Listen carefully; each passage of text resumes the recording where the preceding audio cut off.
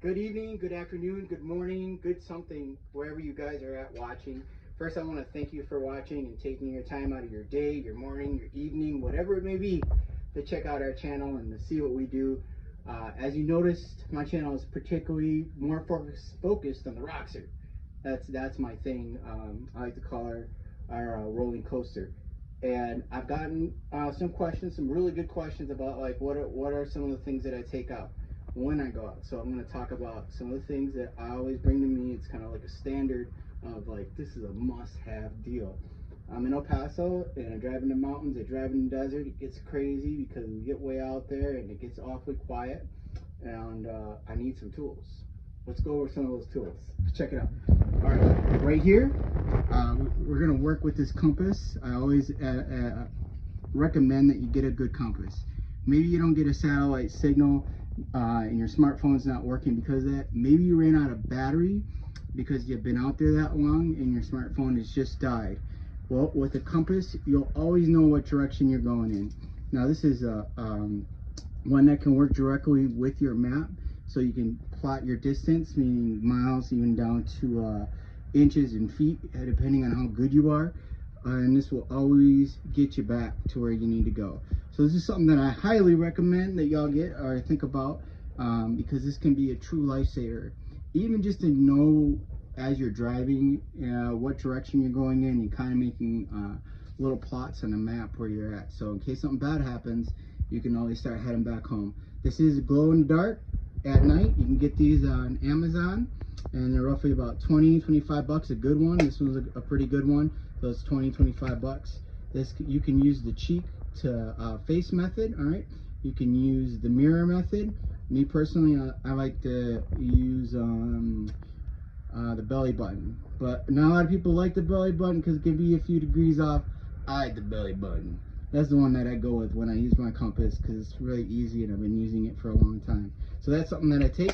Another thing that I recommend is some form of headlamp, because you never know when it gets dark if something happens.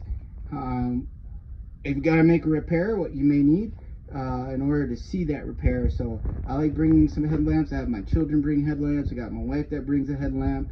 It's almost like a golden rule. If we go out in the rolling coaster, we bring some headlamps out there. And plus, if you build on a fire, you're doing something that you need some visual on, you got your visual. You're not even wondering like, hey, what am I looking at? You know exactly what you're looking at. I like you can get these ones at Walmart. They're roughly like 14-15 bucks. They hold the charge for a really long time, and they got multiple settings, so I'm a big fan. All right, let's get on to something else here. A med kit. A med kit, in my opinion, is absolute like must-have.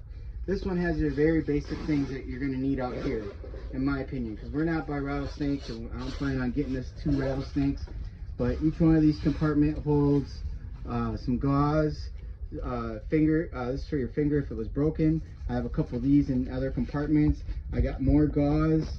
I got more gauze and rubber gloves in here, and some other military medical aid equipment that you can't really get your hands on as a civvy, but that's all right. There's always an alternative. Just as long as you know how to pack a wound, or first clean the wound and pack it, you're good to go. That's your biggest focus, okay? So you want to have some form of medical kit. This is my medical kit. I like my medical kit. My medical kit is Velcro, so it can attach to anything that I wear, because I always have some form of Velcro. But normally what I do is I tuck this in my tactical backpack. All right, on to the next. One of my favorite things to talk about. We got the Midland 75-822 CB radio. Now you notice this is not a traditional CB radio, doesn't it? It's not attached to the vehicle. It is handheld, and that's what I like about it. It comes with a recharger for your batteries if you like to recharge batteries like I do.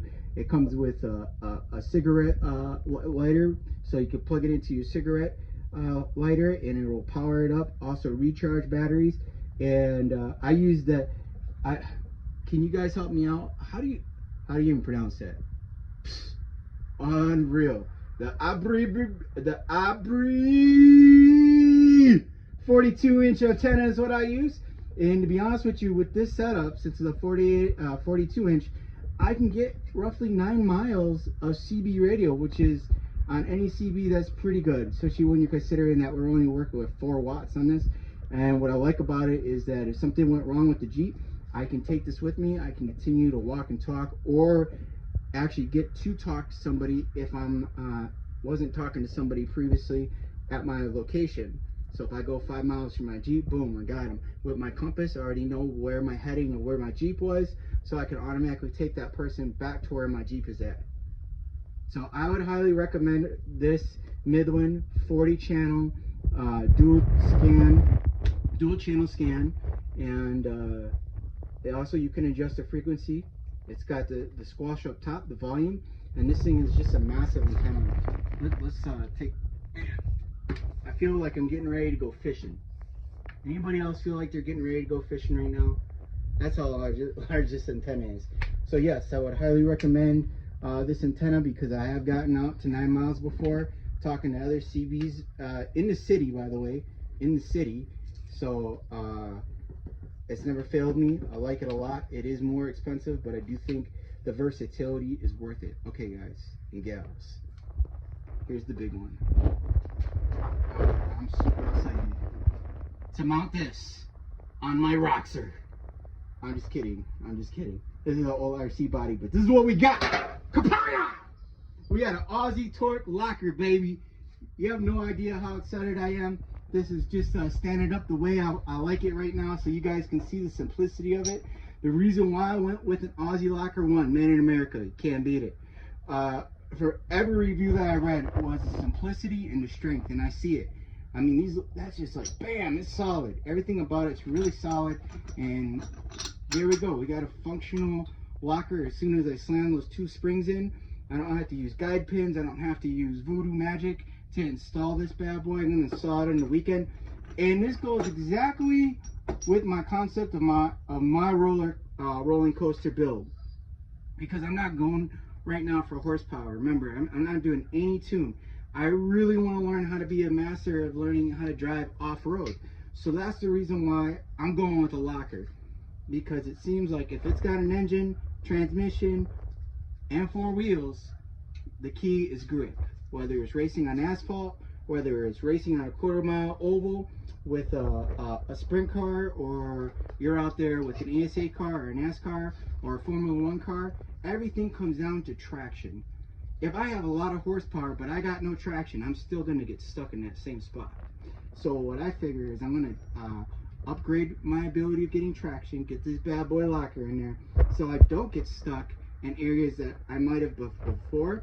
And I'm truly excited because I get to push the absolute limit of the rolling coaster. And I'm going to update you guys more once I get this installed. I might even do an install video. You guys let me know what you think. Please give me your input. That way I can, that way I will do it, because I only seen one video on how to install it. The gentleman did a very good job, by the way. I'm going to try to find the link and include it on the bottom. But y'all see the very basic of what I think you should take out when you're going off-roading or going into the desert or going into unknown. And my theory of learning how to off-road is maximizing the things that you do have, your traction, your low tire pressure, your shackles up front, and having, most importantly, a great time developing memories with your friends, your family, your kids. That's what this machine is here for. Thanks for channeling in. Thanks for if it's in the evening, the morning, the afternoon, the day. I don't know where you're from, but I appreciate you tuning in. If you wouldn't mind, give us that old like, give us a share. Hey, even subscribe to us. And most importantly, give us some input. Tell us what you think of our videos. Tell us what you think of our gear that we take out. Maybe we can make improvements. I didn't show you what we take out for water, because we do have a system for water. But I love all you guys and gals, and thank you very much. Y'all have a good one. This is Rolling Coaster out.